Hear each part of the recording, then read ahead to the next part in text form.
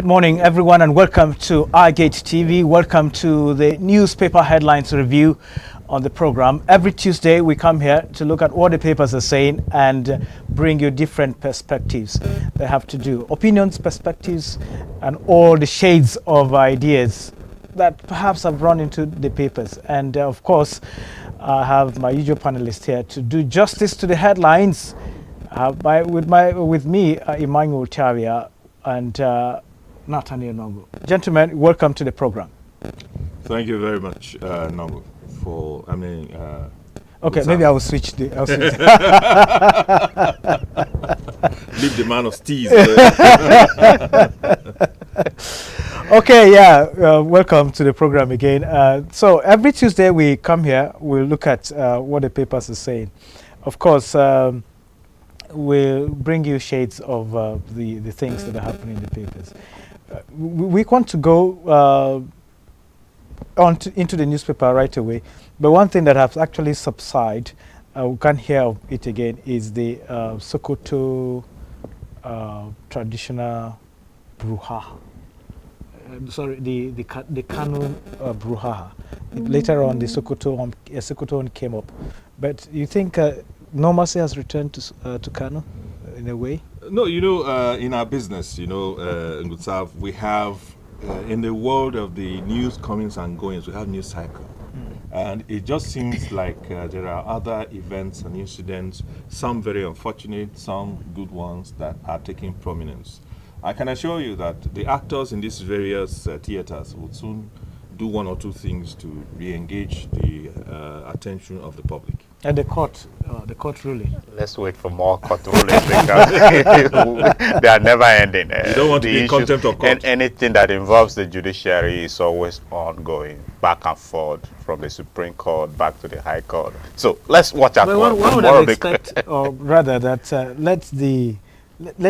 least let them obey. Nigeria, where court rulings are rightly obeyed like that. People always have to go to another higher court to seek why such interpretation is given, to understand why they should have to obey. So the back and forth is there. So why can't who is going to start? Maybe it will start with you. Okay, it starts with you. I remember that slogan. Nigerians have a lot of slogans. Yeah. It begins with you. Yeah. When you see something, say something. And all of that. Have they ever worked? Okay, let's go to the paper straight away. And our first choice of the paper today is the Vanguard newspaper. And it begins with this banner headline: Economic crisis. Slump in port operations puts 40,000 jobs at risk. That's according to investigation. And the writer says cargo imports dropped by 20%, and containerized goods 30%, and vehicles 55%, as vessels calls reduce. Vessels that brought in 4,000 containers now come in with 30. Terminal operators, shipping companies, others in dilemma, and labor worries over workers' fate. That is the banner headline of the Vanguard newspaper of Tuesday. And just related to that is SDGs. 63% of Nigerians still wallow in poverty. Of course, if 40,000 people lose their jobs, poverty is knocking at their door. Tinubu's aide. It's interesting that it's Tinubu's aide that is saying this. So he has the facts with him. And above the nameplates of the Vanguard newspaper, you have FG sacks 3 contractors handling Obajana Benin Road. We'll come to talk about that in subsequent papers. But let's begin with the banner headline. Economic crisis, slump in port operations puts 40,000 jobs at risk. Emmanuel Tavia, this is not 4,000, this is not 400, this is 40,000 jobs at risk. Well, someone listening and watching us right now would be wondering, 40,000, but not just 40,000. The 40,000 jobs are breadwinners. And we all know that jobs at the port are choice vocations and careers. These are 40,000 maybe fathers and mothers who are breadwinners in their families, affecting the lives of maybe another 200,000 persons directly and close to 1 million indirectly. And when you look at that ripple effect and the levels to which these job losses would affect the spending power of many and the welfare of hundreds of thousands more, it's worrying. But it's expected because the economy has been slowing down. On paper, it has been growing marginally, but we know that it has been slowing down. Companies have been leaving in droves, and one is not surprised to hear this. Now, the government needs to put in place policies that would actively ginger the economy and bring it back to where it ought to be by spending on infrastructure and less on recurrent expenditure. Yes, if you look at what they said here, they said the vessel calls, the vessels that come into the country have dropped. And of course, as you rightly said, it was learned that vessel previously that come into 4,000 now drops up to 300. That is about 3,700 not available. So it's a very sharp drop and drastic one, of course. As you said, the number of people that are being employed, 40,000, that is just the ones in the port, in the sea, in the ports, or in those ports we have in the country. What do you think this government, looking at this figure, what should the government be looking at in addressing this situation? Well, what's up the immediate measures the government may need to take, we have to do with the tax reforms, because as Kelvin pointed out, import is a kind of a sector that drives the economy. But given the kind of excessive tax regime imposed on some of these import measures, you remember port operations have to do majorly with importation of goods, foreign goods that are coming in, especially industrial goods ranging from vehicle and other consumable goods that may be coming in. So if it is true, as this investigation is saying, 40,000 jobs are at risk, the immediate would be tax holidays, kind of giving a relief to buffer the economy, because if true, there is a slump in the operations and 40,000 jobs are at risk, then it tells of how dire the economic situation may be. And of course, away from tax reforms, there is also the value that the Central Bank of Nigeria needs to also place more on the Nigeria currency, because if our currency is weak at the international market in terms of import, then it does not augur well for the economy. So majorly tax reforms and also strengthening the value of our Naira currency. And of course, even beyond the port operations, the government can also look at producing companies on certain goods that may not necessarily be imported into the country, but will have to get the economy working. So two major things: banking reforms to strengthen the value of our Naira, and of course, tax reforms that we do away with too much of tax on import duties. Yes, of course, that is one area where the report says, or the investigation says, that the tax, the exchange rate, as of yesterday, the exchange rate was in the official market. You have it at 1,500 thereabout. But you know, when you go out of the official market, it's quite difficult, and it is not stable. So Exactly. so Exactly. again, buying dollar is different from selling. So it's another thing entirely. So this is one thing. I don't know how the CBN is going to work to stabilize, to make sure that at least dollar goes back. As we're trying to go back to the old things, we've gone back to the national anthem. The dollar price, the rate of exchange should also drop. Well, you know, while we are wishing for the days when the dollar to naira rate will be friendly or sound kinder, talking about figures such as maybe 200 naira to a dollar, it will amaze you that a lot of business people, a business friend called me a few weeks ago. We were discussing some things, and he mentioned that his and a lot of other importers' greatest challenge is the unpredictability of the exchange rate. That they don't mind if the dollar to naira, naira to dollar is 2,000 naira to a dollar. These were his words. But that this should be stable for a sustained period of time. Because he said if you exchange dollars at maybe 1.4 to the naira, you go buy goods, and then the following week the dollar drops to 1,300 naira to the dollar, you have lost. Because your buying power was you sort of like clamped down a week ago. Yes.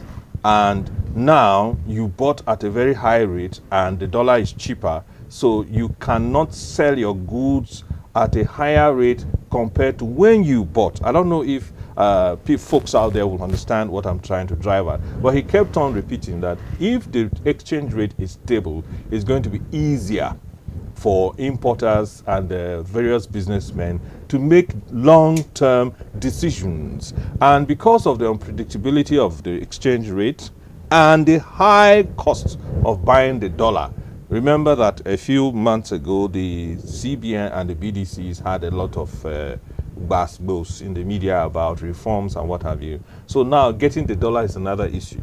It's not readily available and easily available. And then Nongo did harp on the fact that tariffs and taxes, you know, the buying power of the average Nigerian has dropped. And they are the end users of all these goods and services that come through our ports. So if the buying power drops, what do? You find a way to make sure that the prices drop, if not completely, at least to a certain degree. And the easiest way to drop prices is tax holidays, waivers, and reduction in tariffs on goods and services that are, you know, important to the common man. However, this is a challenge because we have a very huge foreign debt burden that we are spending about 2/3 of our budget to service. You know, when all of a sudden the money you are spending on debt servicing is more than what you're spending on infrastructure and recurrent expenditure combined, you need all sources of income. Government is sort of handcuffed. You are giving waivers that will go to the tune of billions of dollars, whereas you need money for infrastructure and for recurrent expenditure. Maybe one of the ways, just as an aside to bring in some of the headlines from last week, one of the ways we can help to relieve the issues at the ports is forget about buying the presidential jets for now. Let that money go into waivers and tariffs to retain 40,000 jobs, which for me is more important. Yes, and that is very critical. If you do that. No, you look very serious. Do you work in the ports or you have someone who works there? No, the issue is just thinking about 40,000. I'm thinking that the man perhaps in Benue here who buys cars, and if this is affecting those in the port, it will affect him. It will affect him. Yes. Those who sells cars? And those who are employed and those who are under his employment register, of course, is going to reduce. Yes. So and the less cars we have, it will affect mechanics. It's a trickle effect. Vulcanizers. Oh, very. So you see. So this is just beyond 40,000. This is one will summarily just said that this is driving Nigeria into an unemployment state. And that is what we should really need to. This is what it means. Yeah, we should take proactive measures to cushion it, because losing 40,000 jobs just because of one sector of the economy is not something we should consider lightly. Every measure to activate to term the situation should be put in place. The same level of urgency that was apportioned to the national anthem. This we pray, O Lord. Okay. So let's look at it. Just related to that is 63% Nigerians still wallow in poverty. And this is coming from the Tinubu's aid. Sustainable Development Goals. Yes. So looking at this, 40,000 may go, 40,000 jobs may go, 63% are still in poverty. If these 40,000 people or 40 jobs are lost, they'll add. And more will come. So where do you see of course, this is coming from the presidency. It's coming from the presidency. That means the facts is there. Very authoritative. Yeah. So So if is it just about saying 63 persons are wallowing in poverty, and it is a president's aide who is saying this, what measures is the president or the federal government putting in place to ensure a reduction in poverty? It's not just about saying it, because if we should entrench sustainable development in the country, the people first. And if 63% is high, that's more than half of 100%. if that were to be in exams, So you have scored close to an A thereabout. You know, so if 63% of the people wallow in poverty, it calls to the urgency of the kind of policies and programs this government needs to put in place to ensure a reduction in poverty. I think, to me, the figure as presented may even be minimal. It's if the presidential aide is saying 63%, then it means maybe if a close investigation is done, you'll find out that it's higher.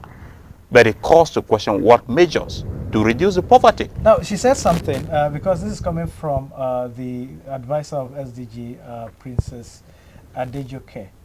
That is a senior special assistant to the president on sustainable goals. She said there's need for the state and local government to double their efforts to achieve the goals, particularly in areas of poverty reduction, healthcare, and the rest. Some people have been faulting the president's what they call it, intervention policies, where he's pumping money straight to the governors against pumping it to the affected, to the people who need it. Well, local government autonomy rears its, should we call it ugly head again? Because for some it's ugly head, but for some of us it rears its beautiful head again. This conversation, you cannot, no matter how much money we spend, no matter how well the economy does, effective poverty reduction is possible when the grassroots structure of governance becomes independent, which is the local government. Look at the developed countries that we have modeled our democracy, at least via lip service, after: the UK and the US and maybe Australia. You see that their local councils are very, very powerful. They are sustainable. They are run as businesses. You hear of cities and councils going into bankruptcy. It means they run them like a business. If you have no business, if you don't understand business, you have no business in the business of local counties in places like the US and the UK. We need to return back to that era when local government councils would be responsible for a lot of things. Ngusau, you will agree with me that without a robust primary health care center, many of our people will lack access to quality health care. For that person in Tiagboragba, or that person in a village in Vandika, or that person who is in Buruku, you may not have the means to come to BSQTH to get the level of care they want. But via the primary health care center, that can be done. It is easier for me to see the local government chairman of my local government than the governor of the state, because probably the local government chairman attended the same school with me, or the same primary school with my younger ones. We know ourselves. Are you sure? Because this local government chairmen, the complaints are that they don't stay at the local government. When they become autonomous, it will be hard for them to virtually control the local governments. Okay. The people will follow them to wherever they are.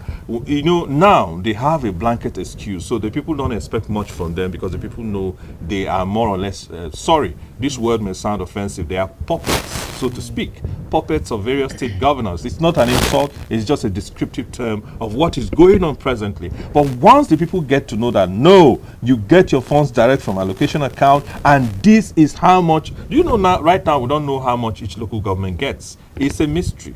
It's in a joint account. You just know that a bulk amount is coming. You don't know what is really coming into your local government. When was the last time you saw a local government chairman present a budget to the public that this is what we're going to do? And so you can't even track them. Autonomy is going to be the panacea for poverty reduction in Nigeria. Yes, Tinubu has been doling out a lot of cash to state governors, but as you have rightly observed, the thing has been, I don't know how to the right word to use to describe it. The thing has just been.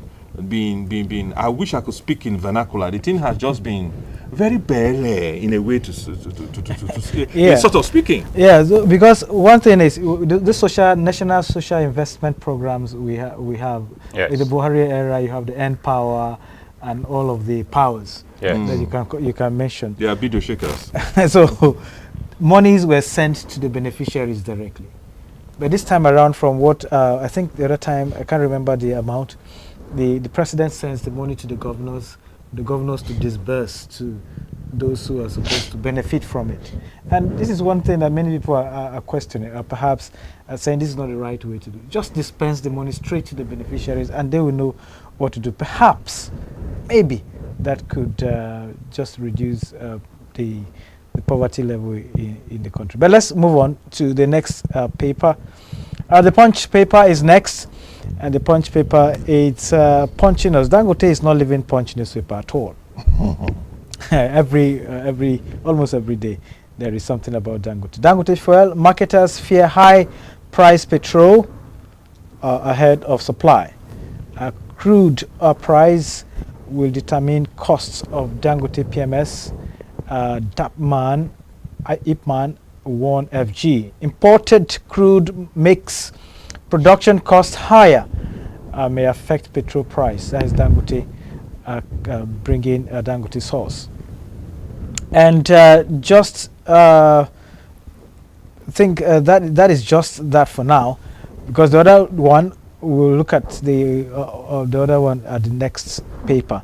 Above the nameplate there, FG revokes 870 billion road contract, 2,770 projects suffer delay.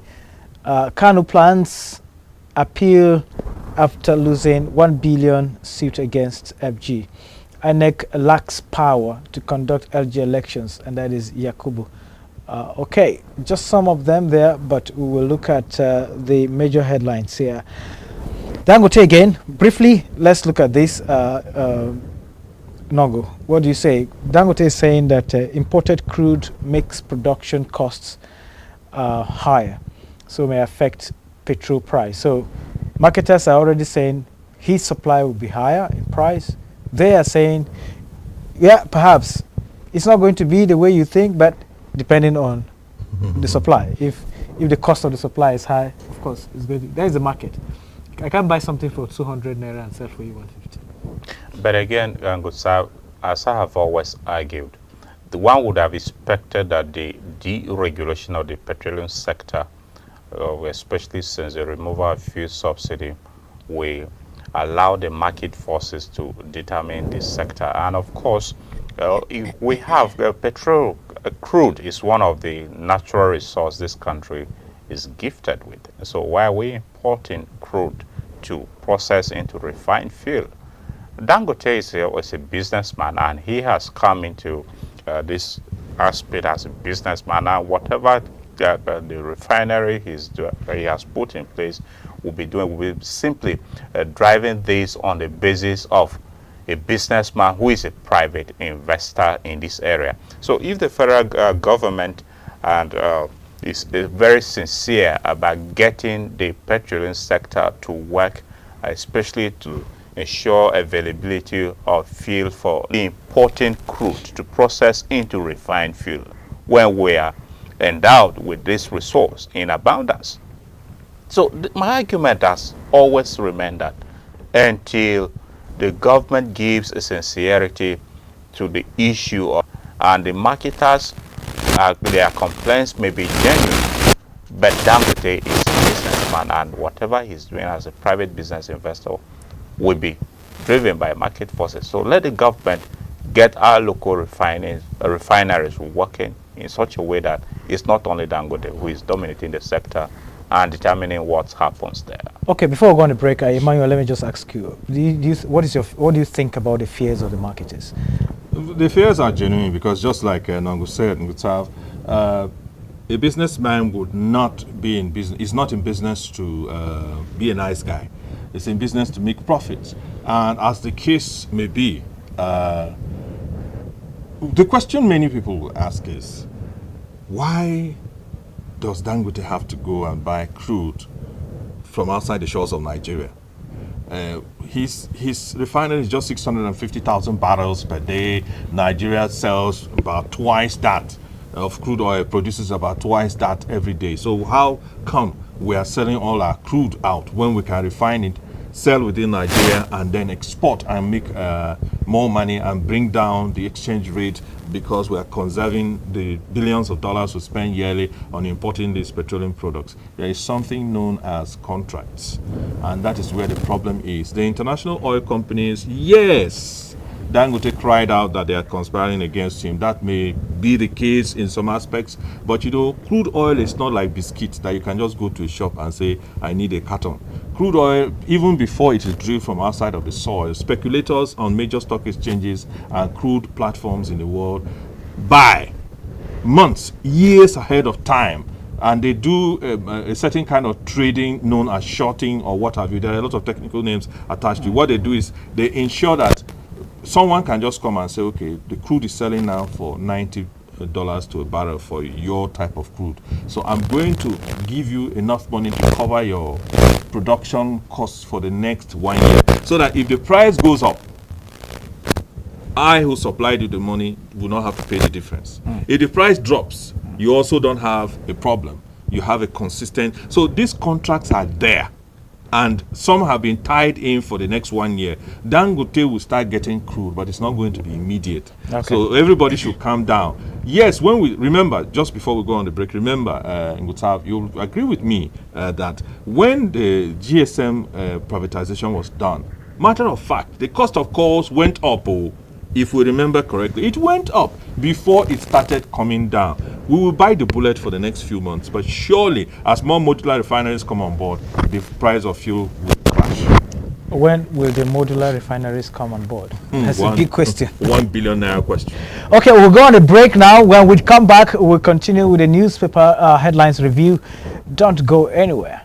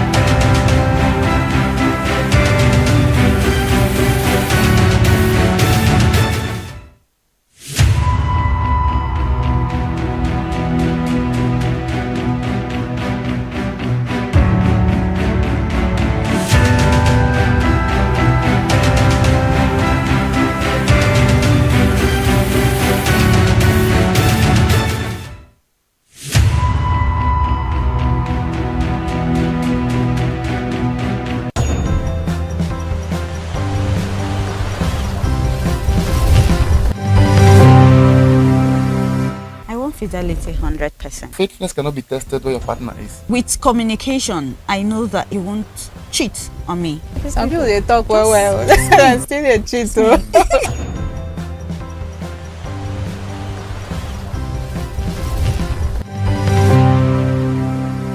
If you're not committed to someone, then you don't have to be faithful to that person. When you're talking about fidelity and trust, you could be faithful, you could be loyal. And if your partner feels or perceives you are not, does that mean you are not? Appearance could make someone not be faithful. Maybe you're a guy or I'm a lady that I just love guys being very neat, and then you're not very neat. Me seeing someone that is neat will just attract me. And then it will make me not to be faithful. And then sometimes you have a partner that doesn't look at your needs, and then there's someone that sees the lady in you is screaming, neat. Okay, fine. That sees reasons that I Okay, let me just speak. You know, a woman generally, it's someone that loves to be loved. Exactly. So by the time you gift a woman and you fail to understand that this woman loves flowers, she loves this, before you know, she's not going to be faithful. There's a conversation you're having with someone on the chat. And then if you don't feel comfortable for your committed partner to see, you're emotionally cheating. That conversation is giving you peace. The minute you cannot talk to your committed partner about an issue, but you feel comfortable to talk to this stranger about this issue, you are cheating on your partner. Because if you're having, remember we mentioned trust, loyalty.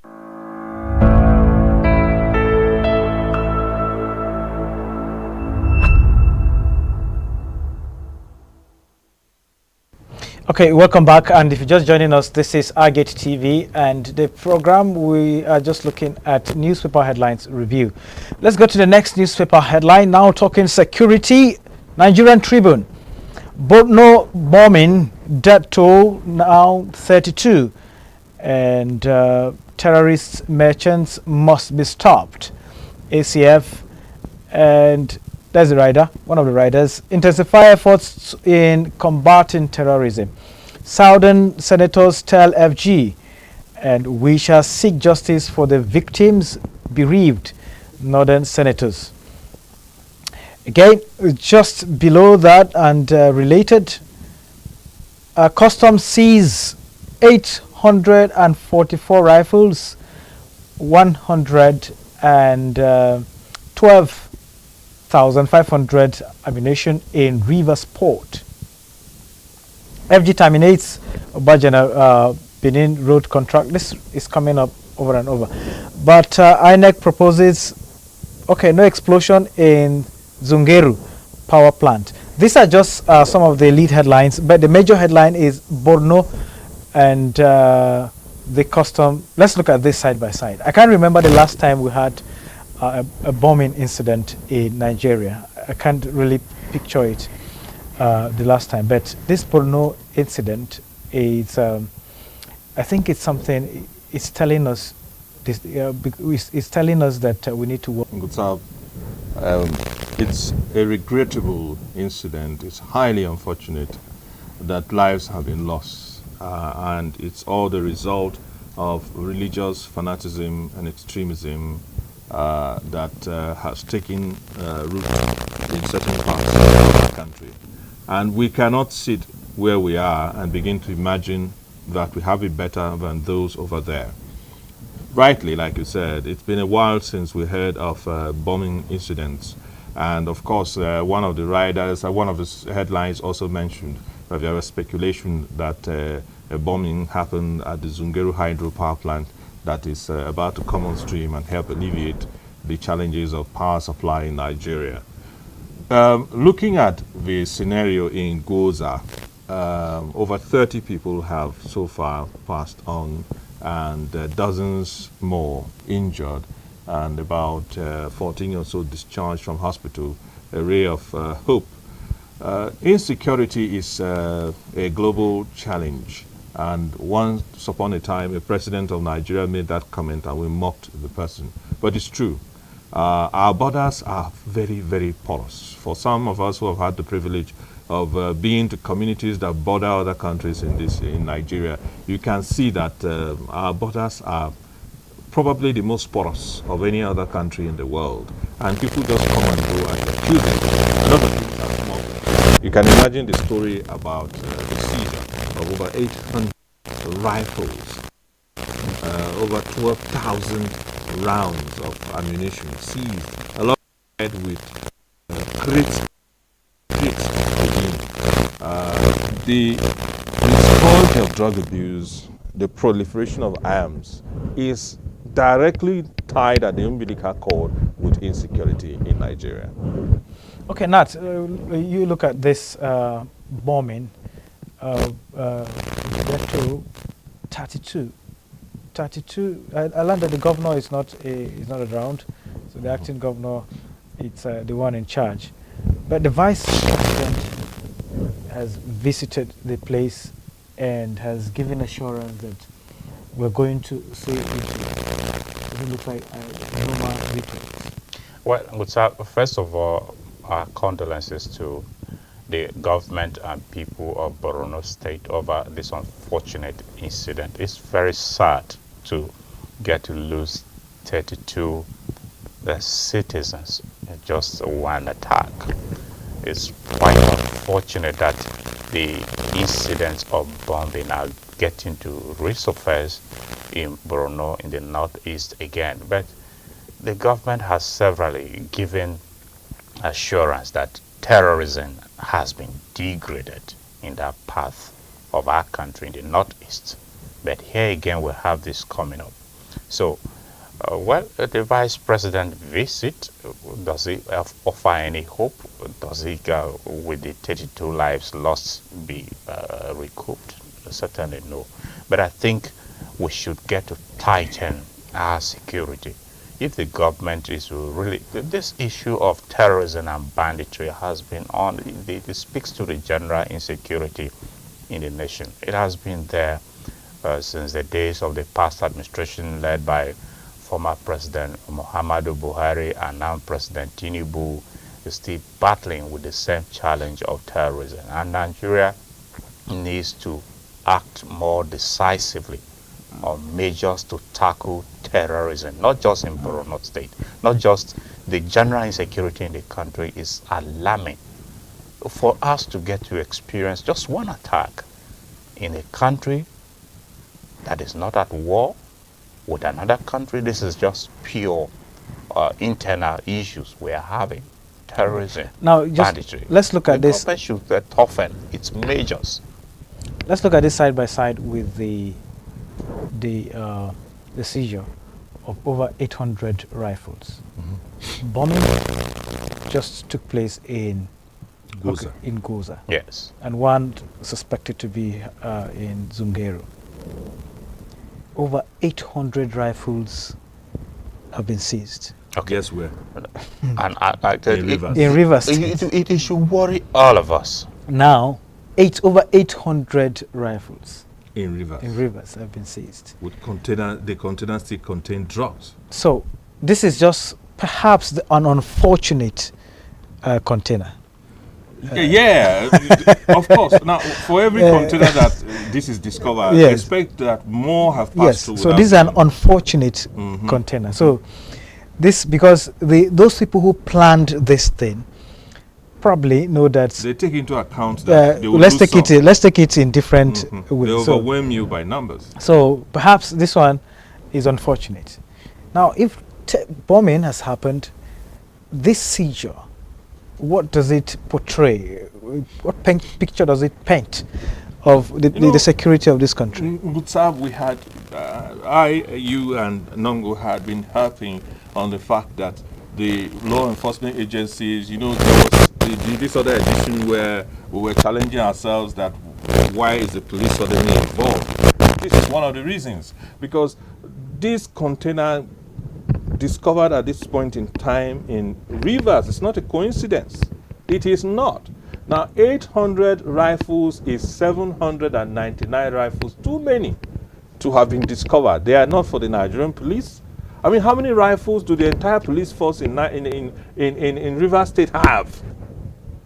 That's another big question. And with 12,000 rounds, over 12,000 rounds of ammunition, who is going to war? These are not for vigilantes. This is enough for a small army to the public. If you look at it critically, how many more of these containers have been able to get through? This is why we keep harping on the fact that our leaders should avoid situations that will fuel crisis and create insecurity and tensions. Imagine a businessman who wants to invest in Rivers, who is not Nigerian, seeing this story. What impact it will make, what dent it will have on his confidence to invest in Rivers. Then, looking at the situation once again, we come to that point where everything we are trying to do in Nigeria these days, we are not conscious of the fact that when two elephants fight, it is the grass that will suffer. Insecurity is spreading. In the northeast, we now have bombing. In Niger State, North Central, we have heard rumors of bombing in Zungeru, with officials coming out to deny and debunk that no, nothing happened. If South gets caught back on fire again, alongside with the issues in the southeast, and the rumors in the North Central and the Northeast, and the various fights in the Northwest that have to do with the traditional institution, the center may begin to struggle and wobble. Okay. Well, Gustav, I will beg to chip in a word on this. This is not the first time where arms are seized. We never get to hear those behind getting them into the country. How did the arms get into our ports? Who imported them? Why is it that the names behind the importation of these arms are never heard? They remain a mystery. And in the end, what becomes of the arms? We never get to hear who is arrested for such act or prosecuted, how the arms get to end, whether they are destroyed. We never get to hear them. This worries me. Yeah. Because if we're serious about fighting insecurity in this country, the borders and of course our ports are not manned. I mean, they are not places that are not just open like that. They are manned. For any container to arrive the country, it means it may have passed through the checks to get to our ports. So who is responsible for the importation of these arms, as the customs is announcing to Nigerians that they have been seized at One port in rivers? And it's not just rivers, because in the end, how these arms, the proliferation of the arms into our country, how the arms may end up being spread in our country, end up somewhere else. Is something that should worry all of us. So if it is true that customs have made a seizure, they shouldn't stop at just announcing to Nigerians the number of arms. They should go ahead and also let Nigerians know who is behind the importation of these arms and get to tackle it in line with the law. It's not even surprising when you look at it that the vessels calls are reducing, and the ones that the few ones that are even managing to come in are coming in with what we don't need. Because if our security agencies are even lacking the arms and ammunition to tackle bandits and terrorists, and then the bandits on the we're other having them to a proliferation of the arms into our country without getting to account at for least them. it have been right. Cause to worry. You know, or pepper or tomato, not guns, rifles, and codeine for that matter. So it's something where it's very troubling. But let's look at on this one little headline that has also been making.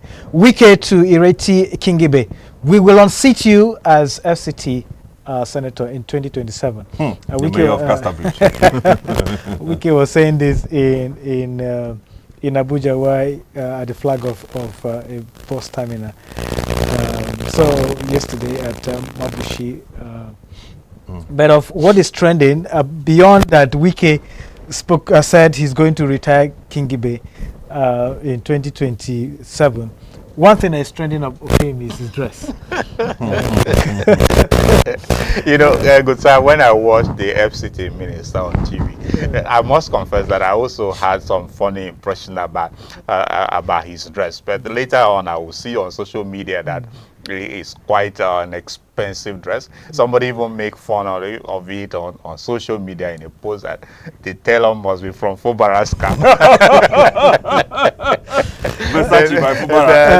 Then in the comments, someone else came and said, "You are just playing. This is a costly multi-million naira attire." Yeah, you know, Wike has a way of being so different. Yes. The other time, the vice president was commissioning a project in Abuja. He said, we thought maybe dancing could, it's one thing that ties Wike with performance. But he has stopped dancing, but he's still performing. But now again, Wike is showing his hype man did not accompany him to Abuja. Many what people will say his tease. Yeah. Tease, yeah. He's the mayor of Steez. I take a different opinion from many people who were trying to make fun of my darling minister of the FCT, Nyesom Wike. Man, the man was just looking so blue yesterday, and in his jeans, his denim jeans. I'm sure that a lot of people who love rap music would appreciate his. But anyway, that was a very cool attire to put on for a man of his stature. But let's look at also the comments about Ireti Kingibe. Ireti is the one who many people may think, Wike has come again. Wike reminds me of this phrase: I may not start it, but I'll definitely finish it. Never foretold the path of peace. We don't want peace. We want violence. 247. Ireti started it by going to the National Assembly and complaining about lack of representation and and citizens of the FCT are in employment and what have you. Now the FCT is largely a cosmopolitan area. It's a federal capital territory. You don't expect that only the citizens of the FCT will get appointments. And then, you know, Baba Wike came back and bounced on her and said, you never even see anything. It's because they are praising me that you are doing all these things. That by next year, the praise will be more. And by 2027, you are not going to win again. And you know, Wike is a man that says and does. I believe maybe the senator has bought market. Anyway, good Sam, you see, let me quickly counter Tiavia that I get television. It's not a preacher of violence like if the minister of FCT is preaching violence. No, but again, not to gloss over that. He's just Good describing Sam, who he is. Good Sam, you should. For me, I would like to take a departure. The FCT minister is not speaking for the citizens. The Senator Ireti Kingibe is an elected official, got personal battles or scores to settle with her as a senator. He shouldn't go to being in the open to say, who will unseat it? He's not speaking for citizens. He's not speaking for the speaking people. As a politician. He's not speaking for the people of the senatorial district where Ireti Kingibe hails from. So if the electorate finds her not performing, let the people judge to unseat her, not an FCT minister. For me, the FCT minister may be overstepping his mouth to simply say, we will unseat it. It is not in his capacity question again to is, unseat Ireti Kingibe as a senator. What was wrong? Was it, did she make any attempt to meet with the FCT minister to discuss issues before going to the National Assembly? Which is why I am saying that if there is anything, they are all leaders, they should have a meeting point, they should have come to a round table. Maybe to this have will, talks. maybe this will lead to the meeting point. But both for of you Wike see to why. simply say, both we of will you see why unseat you. said I think if that I was in that the is too political categorical arena, a statement I will for not the look FCT for minister his, to be making I will at not this look time. for the maybe mayor he's- of Castabridge's trouble. He's looking. He's Because you know, he's Wike make- does not toe the path of peace. When you hit him, he will reply in equal measure. So well, anyhow. So it should be with the people to determine whether Ireti that's Kingibe will be re-elected in 2027. That is, if at all she's seeking re-election. Although every politician would love to have a second tenure. 2027 should be always. power play. Always Some have there. even started discussing their re-election. So let them keep away whatever 2027 is about and allow it to handle itself And they should when the serve- time And they comes. should serve the people for Yeah, now. the Yes. first thing is let them focus to serve the people. Absolutely. They've been asking. Yesterday we saw how the Minister of State for FCT, right? Am I correct? Where she woke up to made her remarks there. Yes. Mr. Project. Yes. That was the first word, Mr. Project, Newsom Wike, and so on and so on. So Wike is Mr. Project. That is the name he has. So let him continue to deliver on those projects to the Abuja people, the rails, so that the people can enjoy the dividends of democracy. And that should not only be at Abuja, it should extend to other parts as well. Of course, we'll have to say maybe the governors should do that. And let's go to the next paper, Independent newspaper. That is the same thing, but the bottom newspaper says it a bit different. It says, Nigeria police force wasn't established to succeed. Senate leader. That is one question. That's just what we'll look at the Independent newspaper. Nigeria police force wasn't established to succeed. And he made some canvases there. Canvases decentralized police model as antidote to insecurity. He's not speaking differently from what we discussed the other time about State police. So, but he made a categorical statement. It wasn't meant to establish to succeed. Well, if truly the Senate leader Ogbeyemi Bamidele is saying that the Senate is an institution of this country and the police, there is an act enabling its establishment. So maybe if he feels there is something wrong with that act that is not making the police to succeed, nothing stops the Senate from to recalibrate that act to give the Nigerian police the bite to succeed. Because if the Nigerian police is not succeeding, then if it is true, the Senate leader says that it may be the reason why we're not getting it right in fighting insecurity in the country. He's a corporate. He's not. Just Yes. voicing it is not enough. You see, Why not move emotion? so- Well, let me be the devil's advocate, even though the revered senator is not the devil, but by way of speaking. I think he made a suggestion. He made mention of state policing. So that is where his mind is leaning towards. And I would like to also lend my voice to the fact that decentralization of the powers that have over-concentrated at the center will go a long way in solving many of the problems we have with governance in Nigeria, local government autonomy, state police, and a couple manner. Okay, that is it. But let's go to maybe our last paper here. We just have few more minutes. So, this one says how 25 people died, 102. That is Daily Trust. 127 got injured in Kano Road crashes. The federal government is constructing a lot of roads, lot of roads, but I think more needs to be done. 25 victims still unconscious, 120 goats killed. Also, the Daily Trust has a funny way of reporting. Said 120 goats were also killed. Residents blame enforcement officers. So this one got injured in Kano Road crashes. This could be a span of time. No, it's about a truck that crashed in Kano recently. It has to do with, you know, when you talk about enforcement, people who man the roads to enforce some road rules and what have you need to be wary of the fact that if somebody offends any of the road laws, as the case may be, the way you pursue them and the way you try to enforce the laws has to be managed carefully, or it could lead to incidents such as this. And as per construction of roads, superhighway, which I'm quite excited about, from Badagry to Sokoto, is what the federal government is inviting tenders for via the Daily Trust. Okay, and that is where we have to leave the news super headlines review for today. Your final thoughts, Nongo? Well, the issues we have, maybe still on this issue of 25 people dying in the road crash, quite heart-wrenching. The government should get to get the roads working, and also the Federal Road Safety Corps should intensify its operations to see that the issue of crashes on our roads are reduced to the barest. Okay, Xavier, your final thoughts, because we're out of time. Well, whatever it will take for the government to reduce the challenges of poverty and the cost of living in Nigeria, please, it should be done, and should be done fast enough, because the patience of the masses is wearing thin. Patience of the masses, of course. Okay, this is where we have to draw the curtains for today.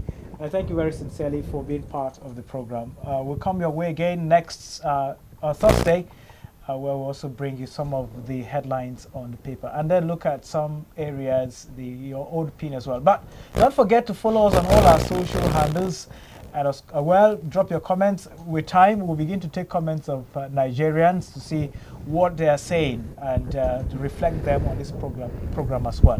My name is Benjamin Gutsav, Nathaniel Nongo, and Tiaria. Welcome you, gentlemen, and thank you for being part of this program. See you on Thursday. Have a great time.